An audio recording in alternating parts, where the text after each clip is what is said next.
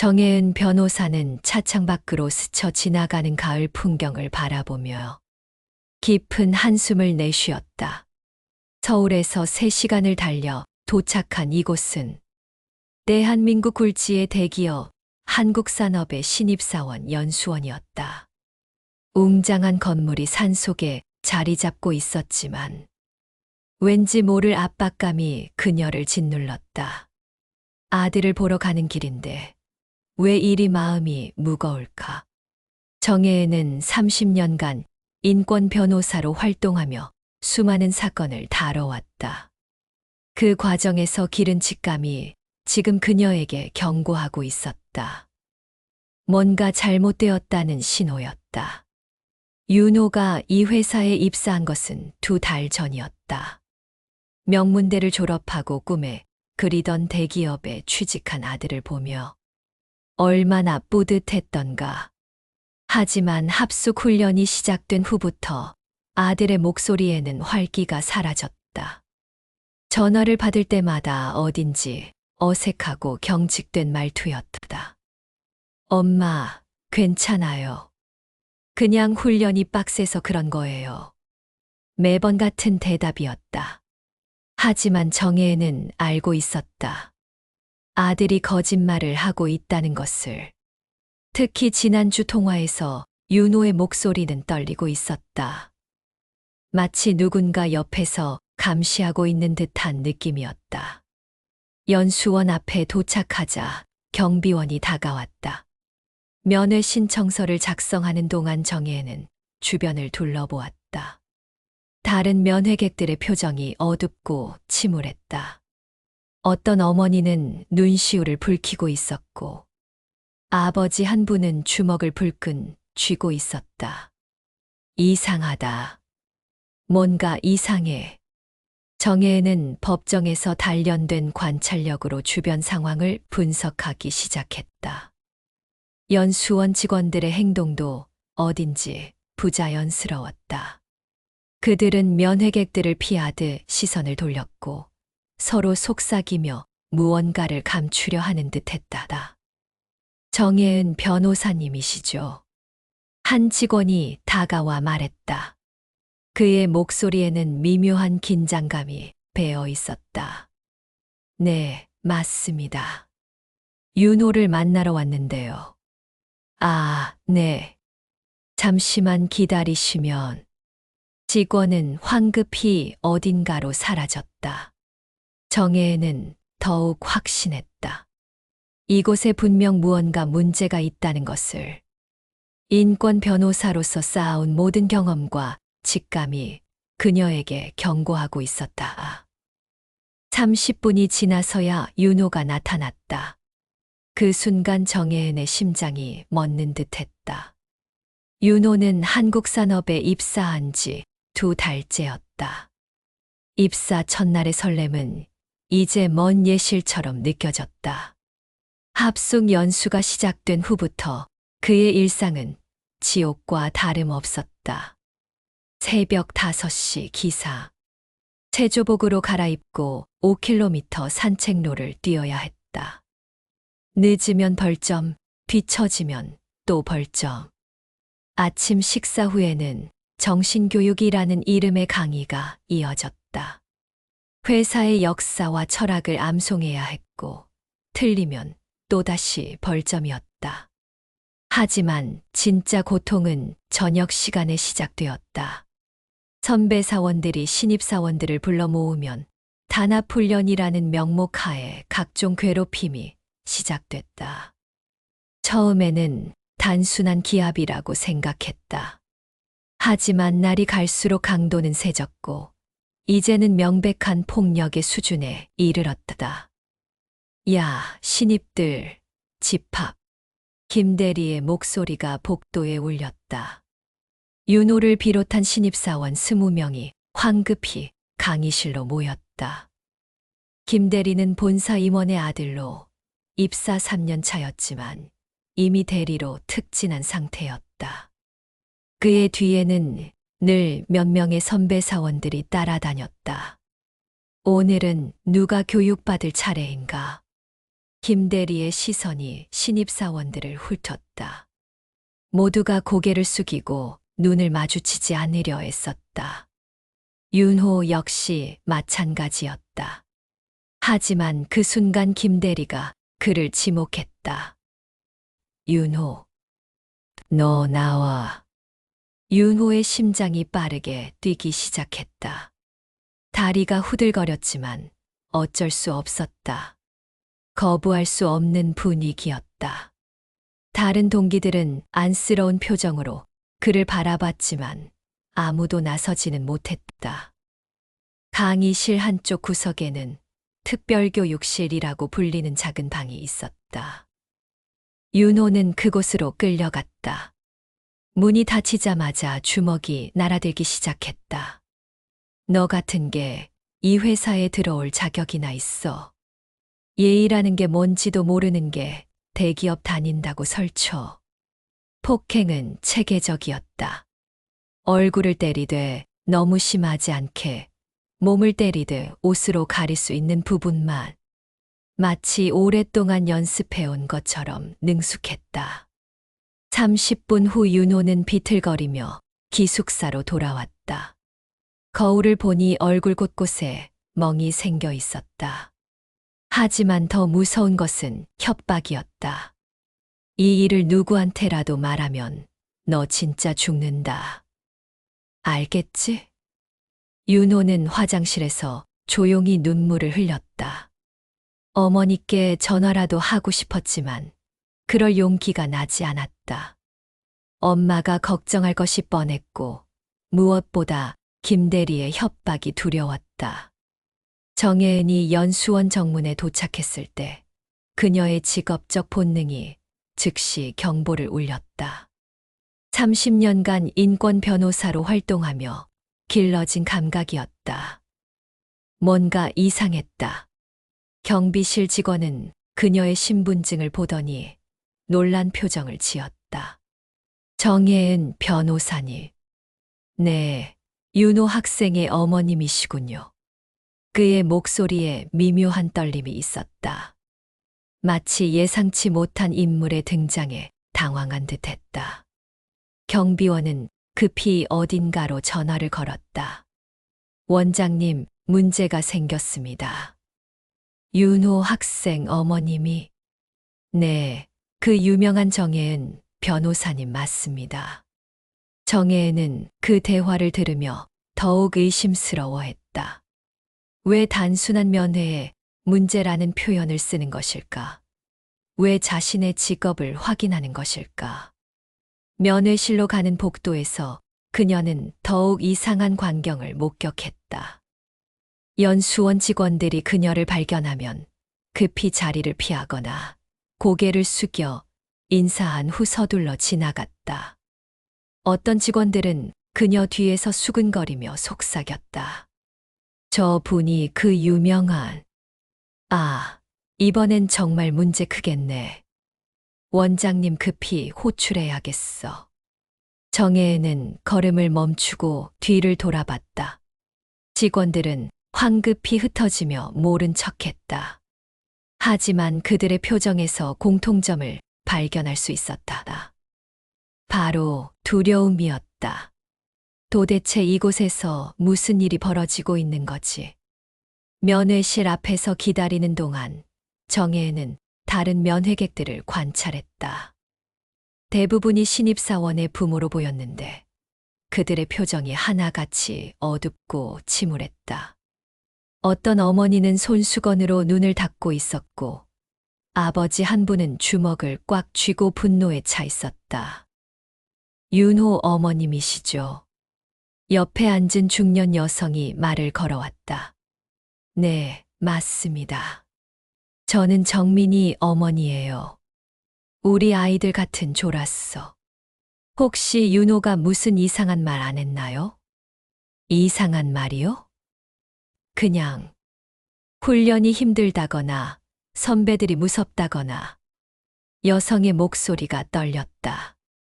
정혜은은 즉시 깨달았다. 이 어머니도 뭔가 이상함을 느끼고 있다는 것을. 실은 저도 며칠 전부터 아들 목소리가 이상해서 걱정이 돼서 왔어요. 혹시 여기서 무슨 일이? 쉿. 여성이 급히 그녀를 말렸다. 연수원 직원 한 명이 그들 근처를 지나가고 있었기 때문이었다. 직원이 지나간 후 여성이 작은 목소리로 속삭였다. 여기서는 함부로 말하면 안 돼요. 우리 아이들한테 더 해를 끼칠 수 있어요. 그 순간 정혜은의 모든 의심이 확신으로 바뀌었다. 이곳에서 분명 뭔가 잘못된 일이 벌어지고 있었다. 그리고 그 일에 자신의 아들 윤호도 연루되어 있을 가능성이 높았다. 윤호 어머님, 잠깐만 더 기다려주세요. 연수원 직원의 말에 정혜은은 이미 1시간째 기다리고 있었다. 평소라면 이런 지연에 대해 항의했을 텐데 지금은 오히려 더욱 의심스러워할 뿐이었다. 그들이 시간을 끄는 이유가 무엇일까? 드디어 면회실 문이 열리고 윤호가 나타났다. 그 순간 정혜은의 심장이 멈추는 듯했다. 아들의 얼굴 왼쪽 눈 주위에는 시퍼런 멍이 있었고 입꼬리에는 작은 상처가 아물고 있었다. 목 부분에도 손가락 자국처럼 보이는 멍이 희미하게 남아 있었다. 가장 충격적인 것은 윤호의 눈빛이었다. 예전에 밝고 자신감 넘치는 모습은 온데간데 없고 두려움과 절망만이 가득했다. 윤호야. 정혜은이 일어서자 윤호는 황급히 손을 저었다. 마치 큰 소리를 내지 말라는 신호 같았다. 그는 어머니 곁에 앉으며 작은 목소리로 말했다. 엄마, 왜 갑자기 왔어? 연락도 안 하고. 목소리가 떨리고 있었다. 평상시 어머니를 반갑게 맞던 모습과는 전혀 달랐다. 얼굴이 왜 그래? 도대체 무슨 일이 있었던 거야? 정혜은이 아들의 얼굴을 만지려 하자 윤호는 움찔하며 뒤로 물러났다. 그 반응에서 정혜은은 더욱 확신했다. 이것은 단순한 사고가 아니었다. 그냥 훈련 중에 다친 거야. 체력 단련하다가 넘어졌어. 거짓말이었다. 정혜은은 30년간 수많은 증인들을 상대해왔다. 거짓말하는 사람의 표정과 행동을 구별하는 것은 그녀에게 본능이나 다름없었다. 아들은 지금 거짓말을 하고 있었다.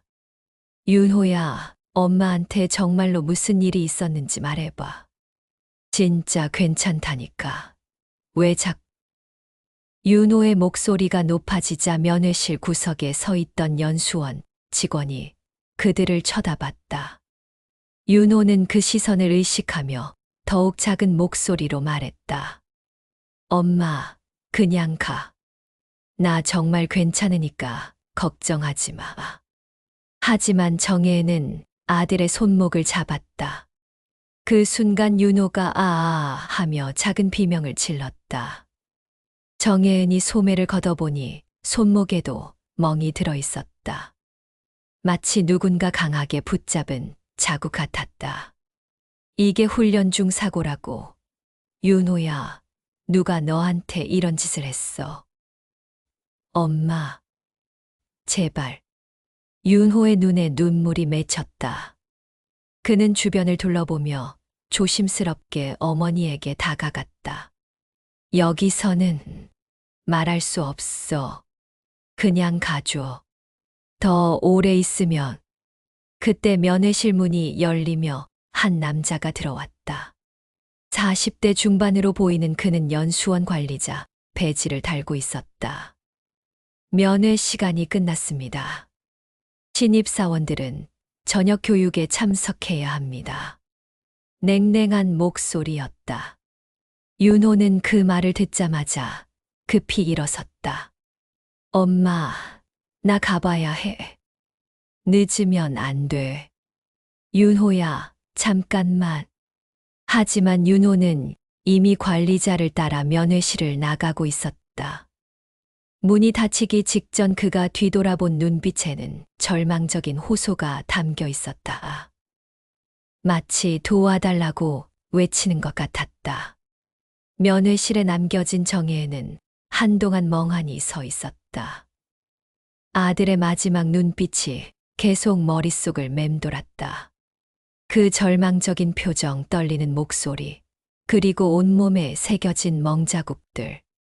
엄마, 그냥 괜찮아. 훈련 중에 다친 거야. 아들의 말이 귓가에 울렸다.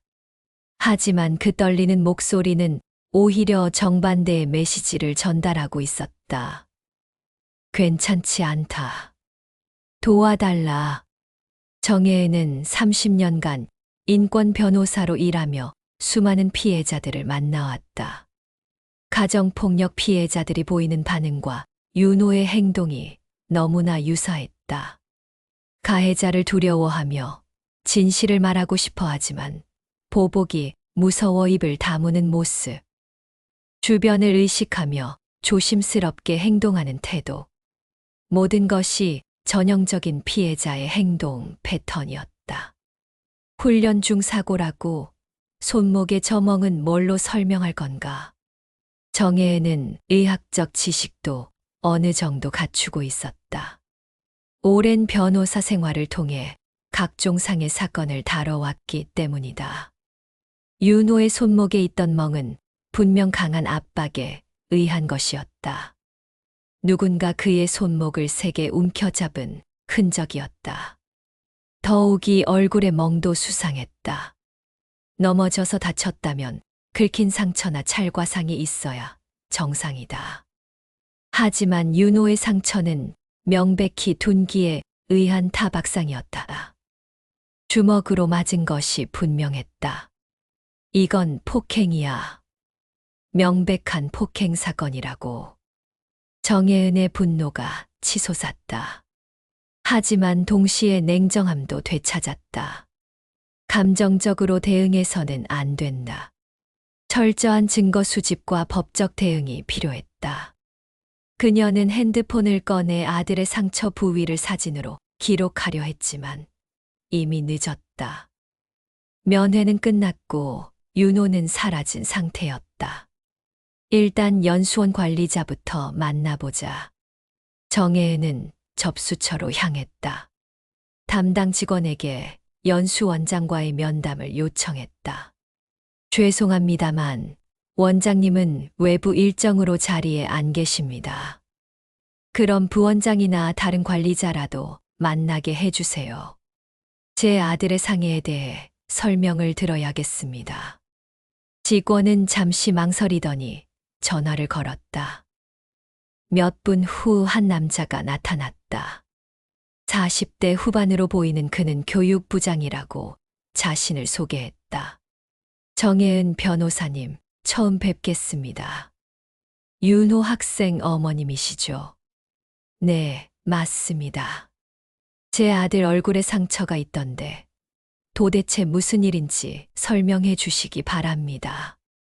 교육부장은 미리 준비해온 듯한 답변을 내놓았다. 아, 그건 말씀이죠. 지난주 야외 훈련 중에 발생한 사고입니다. 팀 단위 장애물 경주를 하다가 넘어져서 다친 것으로 보고받았습니다. 장애물 경주에서 손목과 얼굴에 동시에 상처를 입을 수 있나요? 네, 충분히 가능합니다. 넘어지면서 손으로 땅을 짚고 그 반동으로 얼굴을 다칠 수 있죠. 그럴듯한 설명이었지만 정혜는 납득하지 않았다. 의학적으로도 맞지 않는 설명이었다.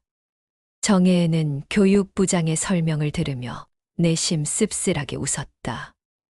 30년간 변호사로 일하며 수없이 들어본 거짓 증언이었다. 그럴듯하게 포장되어 있지만 곳곳에 허점이 있었다. 그렇다면 그 사고에 대한 정식 보고서가 있을 텐데요. 물론입니다. 모든 사고는 기록으로 남깁니다. CCTV 영상도 있겠죠. 야외 훈련장에도 안전을 위해 카메라가 설치되어 있을 텐데요. 교육부장의 표정이 순간 굳어졌다. 그건 확인해 봐야겠습니다. 제 아들뿐만 아니라 다른 신입사원들도 비슷한 사고를 당한 것 같던데요. 무슨 말씀이신지.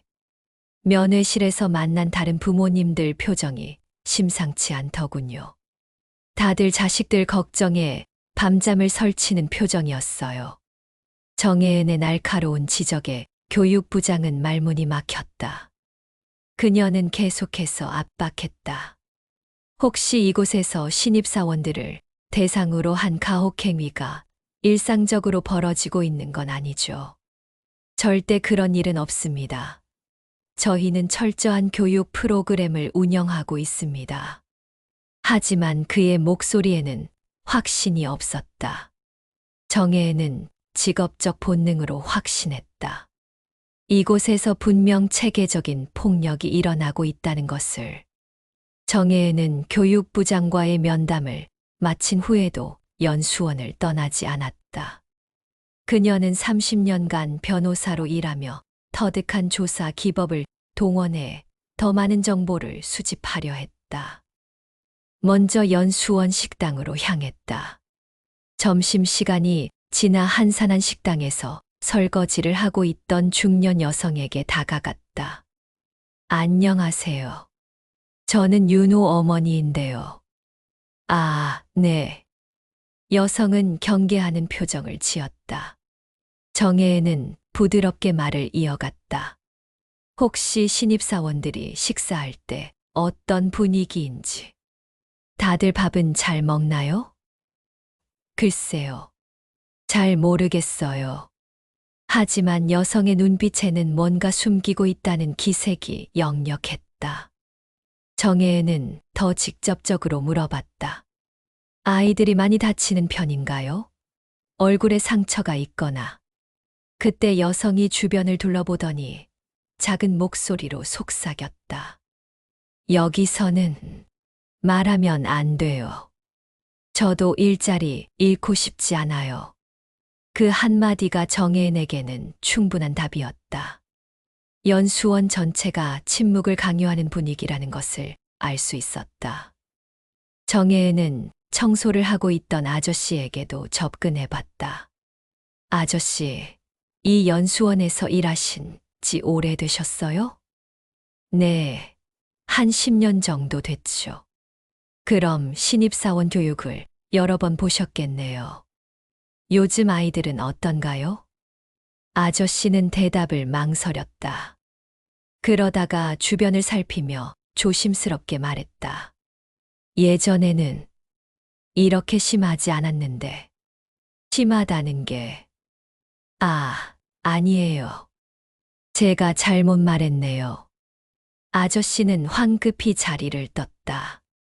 하지만 그의 말에서 정혜은은 중요한 단서를 얻었다. 현재 상황이 예전보다 더 악화되었다는 것이었다. 연수원 곳곳을 돌아다니며 정혜은은 이상한 현상을 발견했다. 직원들이 그녀를 발견하면 급히 자리를 피하거나 대화 중이던 것을 중단하고 흩어졌다. 마치 그녀를 감시 대상으로 여기는 듯했다.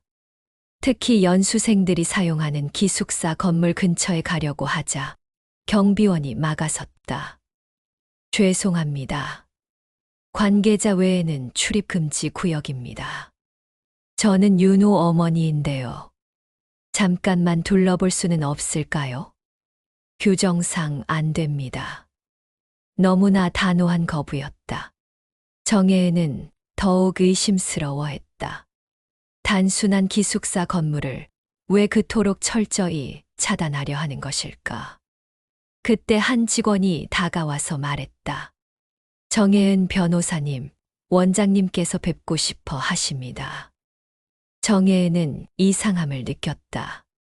분명 어제는 원장이 외부 일정으로 자리에 없다고 했는데 갑자기 만나자고 하는 것이었다. 원장실로 향하는 길에 정혜은은 복도 곳곳에 설치된 CCTV를 유심히 관찰했다. 생각보다 많은 카메라가 설치되어 있었다. 그렇다면 아들이 당한 일도 분명 녹화되어 있을 텐데. 원장실에 도착하자 50대 후반의 남자가 일어나 인사했다. 정혜은 변호사님, 처음 뵙겠습니다. 김 원장입니다. 네, 안녕하세요. 어제는 급한 일로 자리를 비워서 직접 뵙지 못해 죄송했습니다. 윤호군 일로 걱정이 많으실 텐데. 김 원장의 말투는 정중했지만 정혜은은 그 속에 숨겨진 경고의 메시지를 읽을 수 있었다. 30년간 각종 협박과 회유에 시달려온 경험 덕분이었다.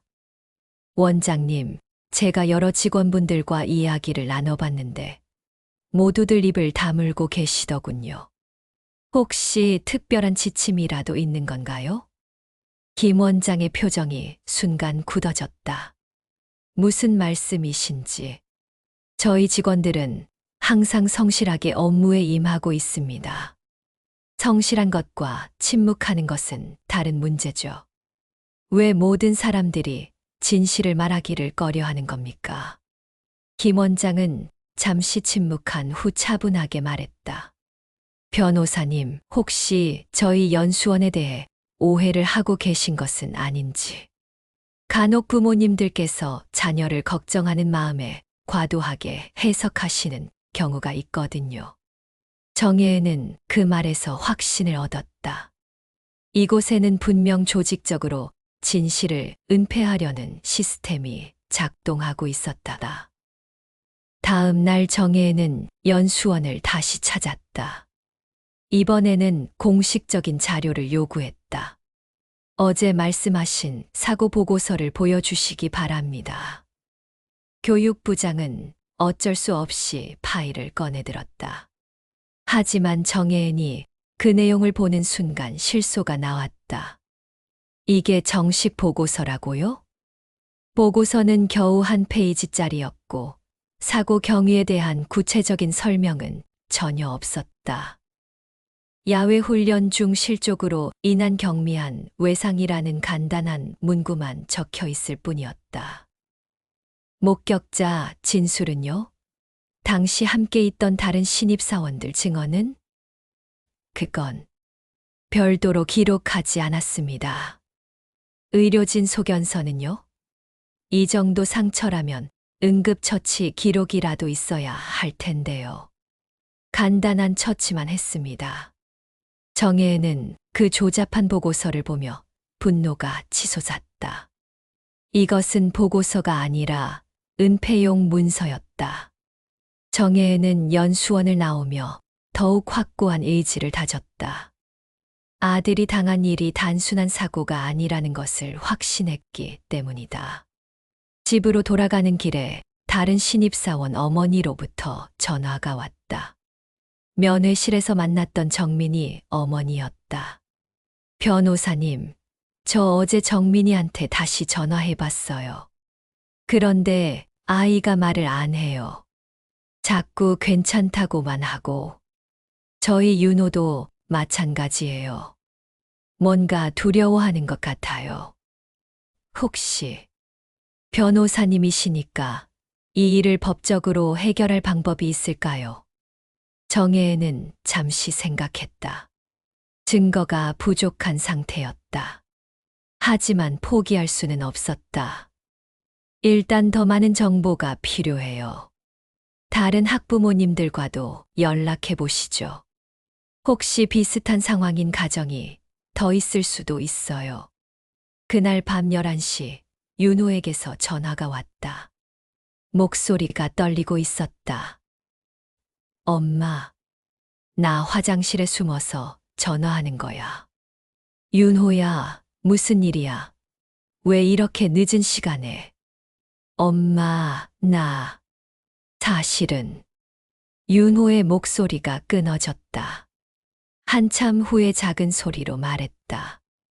여기서. 맞았어요. 선배들한테. 정혜은의 심장이 쿵 떨어지는 듯했다. 예상했던 일이지만 아들의 입에서 직접 듣는 순간 분노와 슬픔이 동시에 밀려왔다. 누가 너한테 그런 짓을 했어? 김대리라는 사람이에요. 본사 간부 아들이라고 해요. 걔가 주동이고 다른 선배들도 같이. 얼마나 오래? 한 달쯤. 거의 매일 밤에. 정혜은은 분노로 온몸이 떨렸다. 한 달 동안 자신의 아들이 매일 폭행을 당했다는 것이었다. 왜 진작 말하지 않았어? 말하면 더 심하게 당한다고 협박했어요. 그리고 회사에서 잘릴 수도 있다고. 전화를 끊은 후 정혜은은 한동안 멍하니 앉아 있었다. 그러다 갑자기 모든 분노가 폭발했다. 조직적인 가혹행위라고. 이건 범죄야. 30년간 변호사로 일하며 수많은 폭력 사건을 다뤄왔지만 자신의 아들이 피해자가 되니 감정을 제어하기 힘들었다. 하지만 동시에 냉정한 법률가로서의 판단력도 돌아왔다. 증거 수집부터 시작하자. 그녀는 즉시 동료 변호사들에게 연락을 취했다. 이런 사건에 경험이 많은 김철수 변호사에게 먼저 전화했다. 철수야, 나 좀 도와줘. 내 아들이 직장에서 폭행당하고 있어. 혜은아, 진정하고 자세히 말해봐. 정혜은은 지금까지의 상황을 상세히 설명했다. 김 변호사는 심각한 목소리로 답했다. 이건 단순한 폭행 사건이 아니야. 조직 내 권력형 비리와 연결되어 있을 가능성이 높아. 제대로 파면 큰 사건이 될 거야. 나도 그렇게 생각해. 이미 시스템화되어 있는 것 같아. 증거가 관건이야. CCTV부터 확보해야 하고. 그건 연수원에서 협조 안 할 거야. 다른 방법을 찾아야 해. 다음 날 정혜은은 본격적인 대응에 나섰다. 먼저 같은 피해를 당한 다른 가족들을 찾는 일부터 시작했다. 정민이 어머니를 통해 연락처를 얻어 다른 학부모들에게 전화를 걸었다. 예상대로 비슷한 피해 사례가 더 있었다. 저희 성민이도 얼굴에 멍이 들어서 왔어요. 훈련 때문이라고 하던데. 우리 준호는 갈비뼈를 다쳤어요. 병원에 가고 싶다고 해도 연수원에서 못 가게 하더라고요. 총 7가족이 비슷한 피해를 당했다는 사실이 확인됐다. 정혜은은 이들을 모아 긴급 회의를 개최했다. 이제 개별적으로 대응할 단계가 아닙니다. 조직적으로 맞서야 해요. 하지만 아이들이 더 큰 피해를 당할까봐 걱정이에요. 지금 상황에서 침묵한다면 피해는 더 커질 뿐입니다. 우리가 나서야 아이들을 구할 수 있어요. 정혜은은 오랫동안 인권 사건을 함께 다뤄온 MBC 사회부 김 기자에게 연락했다. 기자님, 큰 사건 하나 터질 것 같은데 관심 있으세요? 혜은 변호사님 전화라면 일단 들어볼게요. 정혜은은 지금까지의 상황을 설명했다. 김 기자는 점점 흥미를 보였다. 대기업 연수원에서 조직적 가혹행위라. 이거 제대로 터지면 사회적 파장이 클 텐데요. 그래서 신중하게 접근해야 해요. 피해자들의 안전이 최우선이고요. 일단 예비 취재부터 시작해 볼게요. 다른 언론사와도 공조가 필요할 것 같은데요. 다음 날 아침 연수원 앞에 기자들이 몰려들었다. 예상보다 빨랐지만 정혜은은 만족스러웠다. 이제 연수원 측에서도 더 이상 숨길 수 없을 것이었다. 기자들의 등장에 연수원은 완전히 당황했다. 원장이 급히 소집된 임직원 회의에서 소리쳤다. 도대체 누가 언론에 흘린 거야? 정혜은 변호사가 의심됩니다. 그 여자, 우리가 얕잡아 본 것 같아. 당장 대책을 세워. 하지만 이미 기자들이 연수원 주변에서 취재를 시작한 상황이었다. 다른 학부모들도 용기를 내어 인터뷰에 응하기 시작했다. 우리 아이가 이곳에서 폭행을 당했습니다. 연수원에서는 사고라고 하지만 명백한 폭력입니다. 연수원 측은 급히 보도자료를 배포했다. 일부 오해에서 비롯된 소동입니다.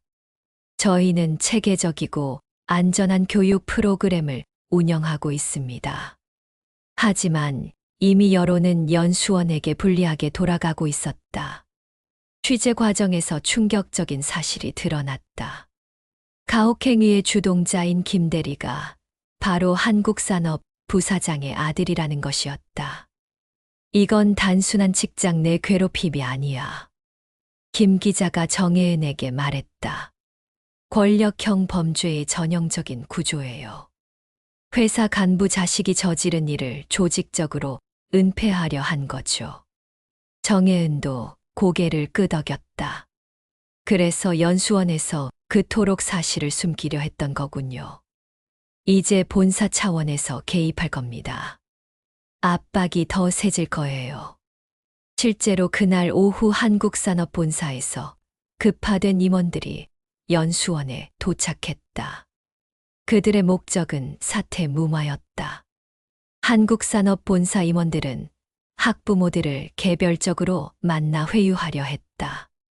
이 일이 커지면 결국 아이들만 피해를 봅니다. 합의를 통해 조용히 처리하는 게 모두에게 좋을 것 같은데요. 하지만 정혜은은 단호했다. 합의는 없습니다. 법정에서 만나죠. 변호사님, 너무 감정적으로 판단하지 마세요. 아드님의 장래를 생각해서라도 제 아들의 장래는 제가 책임집니다. 당신들은 지금까지 저지른 일에 대해 책임지세요. 임원들이 회유에 실패하자 이번에는 압박을 가하기 시작했다. 정 변호사님이 이 일을 계속 추진한다면 저희도 법적 대응을 고려하지 않을 수 없습니다. 명예훼손으로 고발할 수도 있어요. 하지만 정혜은은 30년 경력의 베테랑 변호사였다. 이런 협박에 굴복할 사람이 아니었다. 정혜은은 기자회견을 열기로 결정했다. 서울프레스센터에서 열린 기자회견장에는 수십 명의 기자들이 모였다. 안녕하십니까. 인권변호사 정혜은입니다. 그녀는 차분하지만 단호한 목소리로 말을 이어갔다. 저는 오늘 한국산업연수원에서 벌어지고 있는 조직적 가혹행위에 대해 고발하고자 이 자리에 섰습니다. 이 문제는 단순히 제 아들만의 문제가 아닙니다. 이곳에서 교육받고 있는 모든 신입사원들의 인권이 짓밟히고 있습니다. 더욱 심각한 것은 이런 폭력이 회사 간부의 자녀에 의해 주도되고 있으며 조직적으로 은폐되고 있다는 점입니다. 저는 인권 변호사로서 그리고 한 명의 어머니로서 이 문제를 끝까지 추적할 것을 약속드립니다. 기자회견이 끝나자 기자들의 질문이 쏟아졌다. 구체적인 증거가 있습니까? 회사 측의 반박에 대해서는 어떻게 생각하십니까? 법적 대응 계획은? 정혜은은 모든 질문에 성실하게 답변했다. 30년간 쌓은 신뢰도가 빛을 발하는 순간이었다. 기자회견 이후 온라인은 완전히 들끓었다. 각종 포털 사이트 댓글창은 분노한 네티즌들의 글로 가득 찼다. 대기업이라고 이런 일을 해도 되는 건가? 권력 있는 놈들 자식이 저지른 일을 회사에서 덮어주는 거네. 피해자들 부모님들 정말 용감하시다. 정혜은 변호사님 응원합니다. SNS에서는 샵 한국산업 가혹행위 규탄 해시태그가 실시간 트렌드에 올랐다. 연수원 앞에는 시민들이 모여 피켓 시위를 벌였다. 한국산업 주가도 급락하기 시작했다. 투자자들이 기업 이미지 악화를 우려해 주식을 매도하기 시작한 것이었다. 회사 내부도 술렁였다. 직원들 사이에서는 이번엔 정말 큰일 났다는 이야기가 돌았다. 한국산업본사에서는 긴급 이사회가 소집되었다. 사장을 비롯한 임원들이 대책을 논의했다. 이 사태를 어떻게 수습할 건가? 일단 김 대리를 연수원에서 빼내야 합니다. 아니야. 그럼 더 의심받을 거야. 오히려 당당하게 대응해야 해. 정혜은 변호사가 문제야. 저 여자를 어떻게든 막아야 해. 하지만 이미 상황은 그들이 통제할 수 있는 범위를 벗어났다. 언론의 관심이 집중되고 여론이 악화된 상황에서 개별적 대응으로는 한계가 있었다. 부사장이 직접 연수원으로 내려가기로 했다. 내가 직접 가서 정리하겠다. 하지만 그의 등장은 오히려 사태를 더욱 키우는 결과를 낳았다. 부사장이 정혜은과 직접 만남을 요청했다. 호텔 로비에서 이뤄진 만남에서 그는 온갖 회유와 협박을 동원했다. 변호사님, 이 일로 너무 멀리 가지 맙시다. 저희도 사과할 건 사과하겠습니다. 사과로 끝날 문제가 아닙니다. 그럼 보상을 하겠습니다. 윤호군의 장례도 보장해드리고 돈으로 해결하려고 하시는 건가요? 정혜은의 목소리에 분노가 섞였다. 제 아들이 한 달 동안 매일 맞으면서 느꼈을 공포와 절망을 돈으로 보상할 수 있다고 생각하십니까? 부사장의 표정이 변했다. 너무 고집 부리지 마세요. 이 일이 더 커지면 결국 모두가 손해입니다. 그건 당신들이 걱정할 일이고 저는 진실이 드러날 때까지 한 발자국도 물러서지 않겠습니다. 정혜은은 자리에서 일어났다. 다음에 만날 때는 법정에서 만나죠. 정혜은의 끈질긴 노력이 결실을 맺었다. 연수원 내부 제보자가 나타난 것이었다. 변호사님, 저는 연수원에서 경비 일을 하는 사람입니다. 익명을 요구한 제보자는 충격적인 정보를 제공했다. 연수원 내부 CCTV에 모든 게 녹화되어 있습니다. 하지만 관리자들이 증거 인멸을 시도하고 있어요. 지금이라도 확보할 수 있나요? 제가 백업 파일을 따로 저장해뒀습니다. 더 이상 보고만 있을 수가 없어서요. 제보자가 제공한 CCTV 영상에는 김 대리를 비롯한 선배 사원들이 신입 사원들을 체계적으로 폭행하는 장면이 고스란히 담겨 있었다. 이제 결정적 증거를 확보했습니다. 정혜은은 즉시 이 영상을 언론에 공개했다. CCTV 영상이 공개되자 사회는 충격에 빠졌다. 영상에는 상상을 초월하는 폭력 장면들이 담겨 있었다. 신입사원들이 일렬로 줄을 서서 맞는 장면, 바닥에 엎드려 기합을 받는 장면, 그리고 울면서 애원하는 모습까지. 그 모든 것이 생생하게 기록되어 있었다. 윤호도 용기를 내어 기자들 앞에 섰다. 저만 그런 게 아니에요. 동기들 모두가 피해자예요. 눈물을 흘리며 고백하는 윤호의 모습에 국민들의 분노는 극에 달했다. 하루도 빠짐없이 이런 일이 있었어요. 거부하면 더 심하게 당했고, 말하면 회사에서 잘린다고 협박받았어요. 무서워서 부모님께도 말씀드릴 수 없었어요. 그런데 엄마가 알아차리시고, 윤호는 어머니를 바라보며 말했다. 엄마가 구해주셨어요. 엄마가 아니었다면 우리는 계속 당했을 거예요. 검찰이 수사에 착수했다. CCTV 영상과 피해자들의 진술을 바탕으로 김 대리를 비롯한 가해자들이 줄줄이 구속되었다. 더욱 충격적인 것은 수사 과정에서 드러난 조직적 은폐 시도였다. 본사 임원들까지 증거인멸에 가담한 사실이 밝혀진 것이었다. 이 사건은 단순한 폭행 사건이 아닙니다. 검사는 공판에서 말했다. 권력을 등에 업고 저지른 조직적 범죄이며 이를 은폐하려 한 기업의 부도덕성을 보여주는 사건입니다. 김 대리는 특수폭행 혐의로, 연수원 관리자들은 직무유기 및 증거인멸 혐의로, 그리고 본사 임원들은 증거인멸 교사 혐의로 기소되었다. 재판 과정에서 더 많은 피해 사실들이 드러났다. 한국 산업만이 아니라 다른 대기업들에서도 비슷한 일들이 벌어지고 있다는 증언이 나왔다. 이 사건은 전국적인 기업 인권 개혁 운동으로 확산되었다. 시민사회 단체들이 직장 내 가혹행위, 근절 운동을 시작했고, 국회에서는 관련 법안 제정 논의가 활발해졌다. 직장갑질 119라는 신고센터가 만들어졌고, 전국에서 비슷한 피해 신고가 쇄도했다. 대기업들도 자체적으로 인권교육을 강화하고 신고 시스템을 개선하기 시작했다. 더 이상 이런 일이 반복되어서는 안 된다는 사회적 공감대가 형성되었다. 정혜은은 이런 변화를 보며 뿌듯해했다.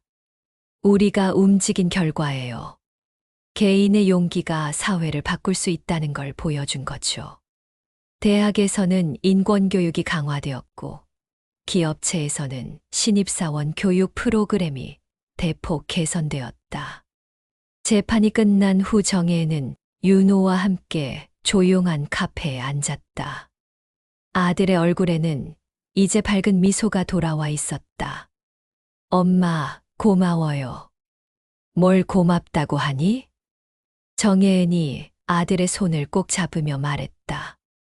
내가 너를 지켜낸 게 아니라 너 덕분에 우리가 모두를 지켜낼 수 있었어. 윤호는 고개를 끄덕였다. 처음에는 무서웠어요. 이런 일을 공개하는 게. 하지만 엄마가 용기를 주셨잖아요. 내가 진실을 말해줘서 가능한 일이었어. 내가 없었다면 아무것도 할 수 없었을 거야. 창밖으로 따스한 봄 햇살이 비치고 있었다.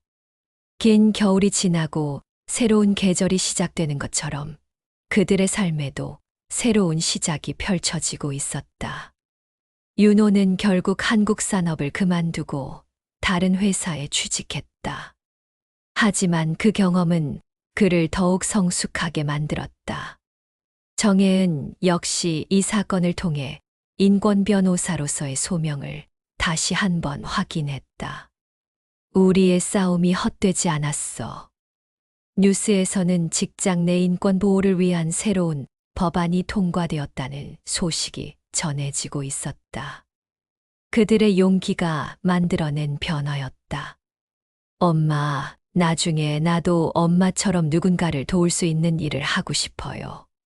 그래, 내가 당한 고통이 다른 누군가에게는 희망이 될 수 있을 거야. 정혜은은 아들을 바라보며 미소 지었다. 이제 정말로 모든 것이 새로운 시작이었다. 의 목소리에는 확신이 없었다. 정혜은은 직업적 본능으로 확신했다. 이곳에서 분명 체계적인 폭력이 일어나고 있다는 것을. 재판이 끝난 지 한 달이 지났지만 윤호는 여전히 밤마다 악몽에 시달렸다. PTSD 진단을 받고 정신과 치료를 받고 있었지만 트라우마는 쉽게 사라지지 않았다. 엄마, 나 괜찮아질 수 있을까요? 어느 날 밤 또다시 악몽에서 깬 윤호가 어머니에게 물었다. 정혜은은 아들을 안아주며 답했다. 물론이야. 시간이 걸리겠지만 분명히 나아질 거야. 하지만 정혜은 자신도 괴로웠다. 아들의 고통을 지켜보는 것만큼 힘든 일은 없었다. 그녀 역시 상담을 받기 시작했다. 변호사님도 2차 피해자예요. 자녀의 트라우마를 목격한 부모는 간접적으로 트라우마를 경험하게 됩니다. 상담사의 말에 정혜은은 고개를 끄덕였다. 다른 피해자 가족들도 비슷한 상황이었다. 정혜은은 피해자 가족들을 위한 지원 모임을 만들었다. 우리끼리라도 서로 의지하며 극복해 나가요. 매주 토요일마다 모이는 모임에서 그들은 서로의 아픔을 나누고 위로했다. 처음에는 아이가 자살까지 생각했어요. 우리 애는 사람들과 눈 마주치는 것도 힘들어해요. 하지만 시간이 지나면서 조금씩 회복의 징조가 보이기 시작했다. 아이들이 웃음을 되찾기 시작한 것이었다. 한국 산업 사건 이후 사회 전체에 큰 변화의 바람이 불었다. 정부는 직장 내 괴롭힘 방지법을 대폭 강화했고, 대기업들은 앞다투어 인권교육을 도입했다. 정혜은은 국정감사에 참고인으로 출석했다. 변호사님, 이 사건이 우리 사회에 던진 메시지는 무엇이라고 생각하십니까? 권력과 지위를 이용한 폭력은 절대 용납될 수 없다는 것입니다. 그리고 피해자들이 목소리를 낼 수 있는 안전한 시스템이 필요하다는 점입니다. 국회에서는 기업 내 인권보호법 제정이 논의되기 시작했다. 정혜은은 법안 작성 자문위원으로 참여했다. 신입사원들을 보호할 수 있는 실질적인 장치가 필요합니다. 대학들도 변화하기 시작했다. 취업준비생들을 위한 직장 내 인권교육이 의무 과목으로 지정되었다. 이제 학생들이 직장에서 부당한 대우를 받았을 때 어떻게 대응해야 하는지 알게 될 거예요. 정혜은은 여러 대학에서 특강을 진행하며 학생들에게 조언했다. 여러분에게는 인간으로서 존중받을 권리가 있습니다. 그 권리를 포기하지 마세요. 정혜은은 이 사건을 계기로 새로운 법무법인을 설립했다. 법무법인 희망이라는 이름으로 직장 내 괴롭힘 피해자들을 전문적으로 돕는 것이 목적이었다. 엄마, 정말 새 사무실을 차리는 거예요. 응, 이런 일을 당하는 사람들이 더 이상 혼자 싸우지 않도록 도와주고 싶어. 개소식에는 그동안 정혜은과 함께 싸워온 피해자 가족들이 모두 참석했다. 변호사님이 계셔서 우리가 이길 수 있었어요. 이제 다른 피해자들도 도움을 받을 수 있겠네요. 법무법인 희망에는 연일 상담 요청이 쏟아졌다. 한국 산업 사건 이후 용기를 낸 다른 피해자들이 도움을 요청한 것이었다. 제조업체에서 일하는데 똑같은 일을 당했어요. IT 회사 신입사원인데 선배들이. 정혜은은 동료 변호사들과 함께 이들을 도왔다. 각각의 사건이 모두 소중했고 사회를 바꾸는 힘이 되었다. 하나하나가 모여서 큰 변화를 만드는 거예요. 윤호는 새로운 회사에서 일하며 점차 자신감을 되찾아가고 있었다. 새 직장은 인권을 중시하는 기업 문화로 유명한 곳이었다. 엄마, 오늘 회사에서 좋은 일이 있었어요. 무슨 일이야? 신입사원 교육 프로그램에서 제가 겪었던 일을 나누어 달라고 하더라고요. 다른 신입사원들이 같은 피해를 당하지 않도록 도움이 되고 싶어서 승낙했어요. 정혜은은 아들이 자랑스러웠다. 피해자에서 이제는 다른 사람을 도우려는 사람으로 성장한 것이었다. 윤호의 강연은 큰 반향을 일으켰다. 저도 처음에는 말하기 어려웠어요. 창피하고 두려웠거든요. 하지만 침묵한다고 해서 문제가 해결되지는 않아요. 여러분도 혹시 그런 일을 당한다면 혼자 견디려 하지 마세요. 도움을 요청하는 것이 용기예요. 강연 후 많은 신입사원들이 윤호에게 고마움을 표했다. 형 덕분에 용기를 얻었어요. 저도 비슷한 일을 당했는데 이제 신고할 수 있을 것 같아요. 윤호는 이런 반응들을 보며 자신의 경험이 헛되지 않았다는 것을 깨달았다. 5년이 지났다. 정혜은의 법무법인은 이제 전국적으로 유명한 인권 전문 로펌이 되었다. 수많은 피해자들을 도우며 사회 변화에 앞장서고 있었다. 윤호는 자신의 회사에서 인사팀장으로 승진했다. 그는 신입사원 교육과 직장 내 인권보호 업무를 담당하며 자신의 경험을 바탕으로 더 나은 기업 문화를 만들어가고 있었다. 아들아, 정말 많이 달라졌구나. 어느 일요일 오후 함께 산책을 나온 정혜은이 말했다. 엄마 덕분이에요. 엄마가 포기하지 않으셨으니까 제가 이렇게 될 수 있었죠. 내가 용기를 내서 진실을 말해줬으니까 가능한 일이었어. 그들이 지나가는 거리에는 직장갑질신고센터라는 간판이 보였다. 한국 산업 사건 이후 생겨난 수많은 변화 중 하나였다. 엄마, 저 간판 볼 때마다 뿌듯해요. 우리가 시작한 일이 이렇게 확산되었다니. 아직 갈 길이 멀어. 여전히 고통받는 사람들이 많거든. 정혜은은 하늘을 올려다보며 말했다. 하지만 희망은 있어. 우리가 뿌린 씨앗들이 자라고 있으니까. 실제로 통계청 발표에 따르면 직장 내 괴롭힘 신고 건수는 크게 늘었지만 동시에 기업들의 예방 교육도 활발해지고 있었다. 변화는 하루아침에 오지 않아. 하지만 우리가 계속 노력한다면 언젠가는 모든 직장이 안전한 곳이 될 거야. 윤호는 어머니의 손을 꼭 잡으며 고개를 끄덕였다.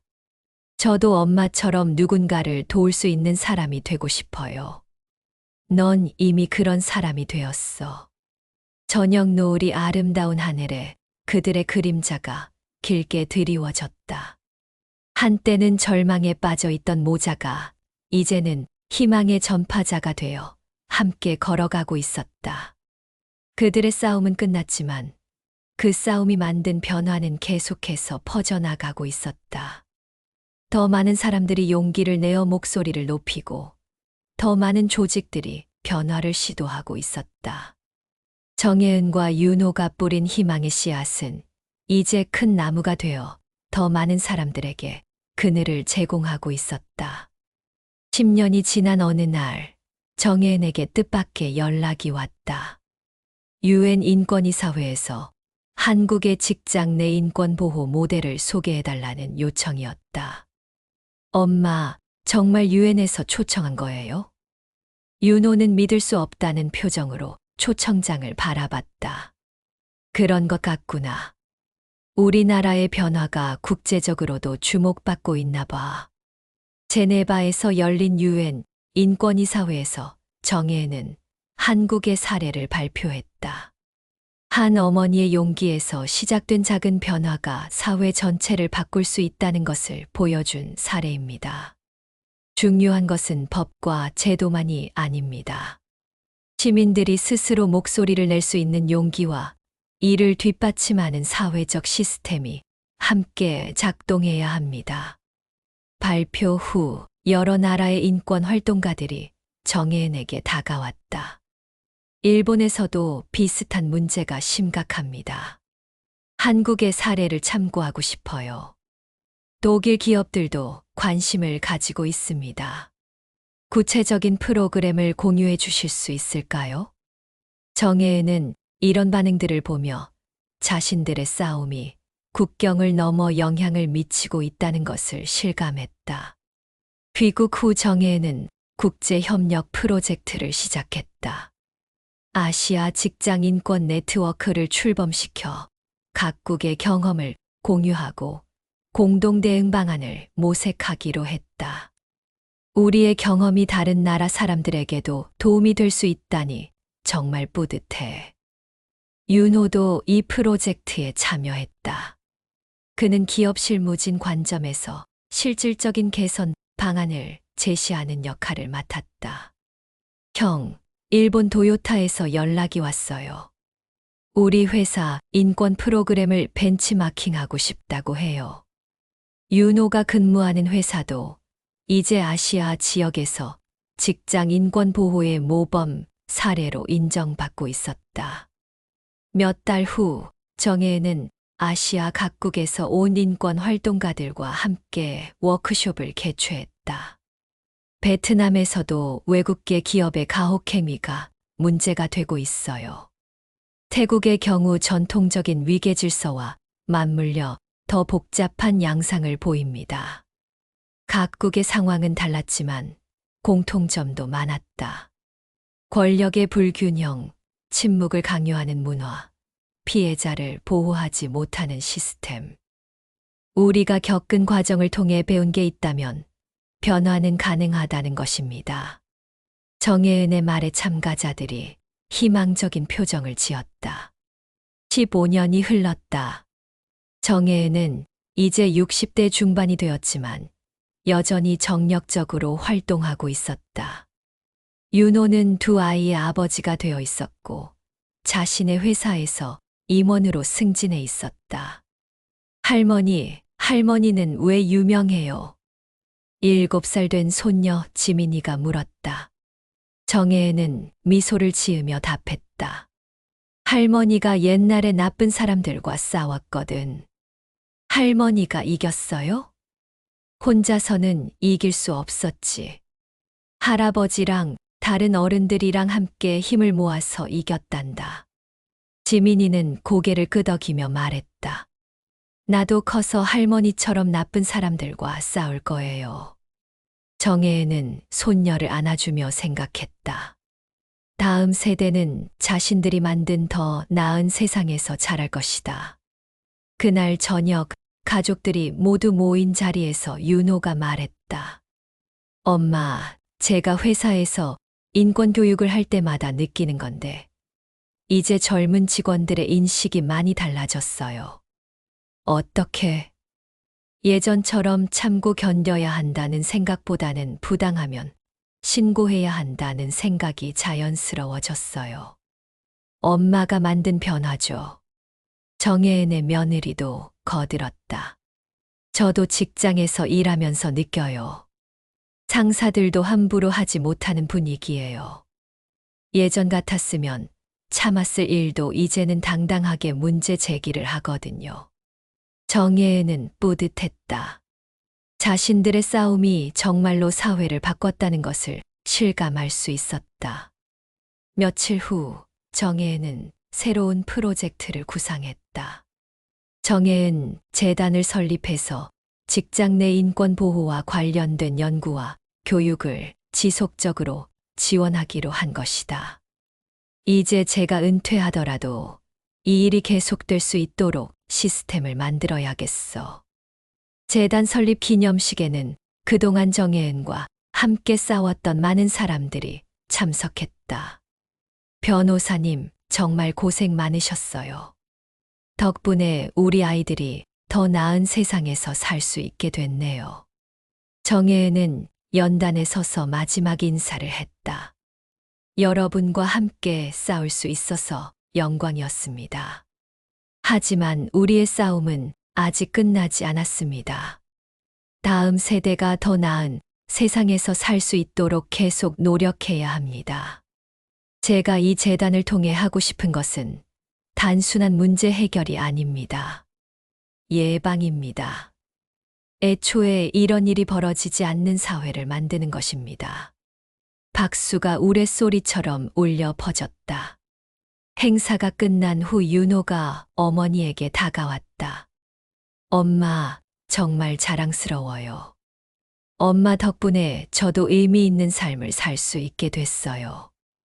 너도 고생 많았어. 내가 용기를 냈으니까 이 모든 게 가능했던 거야. 그런데 엄마, 이제 좀 쉬셔도 되지 않을까요? 정혜은은 웃으며 대답했다. 아직 할 일이 많아. 우리 지민이가 어른이 될 때까지는 계속 지켜봐야지. 밤하늘에 별들이 반짝이고 있었다. 한때는 절망 속에서 시작된 싸움이 이제는 수많은 사람들에게 희망의 빛을 주고 있었다. 정혜은은 하늘을 올려다보며 마음속으로 다짐했다. 우리가 시작한 이 변화가 계속 이어져서 언젠가는 모든 사람이 존중받으며 일할 수 있는 세상이 오기를.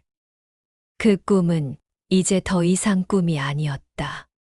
현실이 되어가고 있는 희망이었다. 오늘 준비한 영상은 여기까지입니다.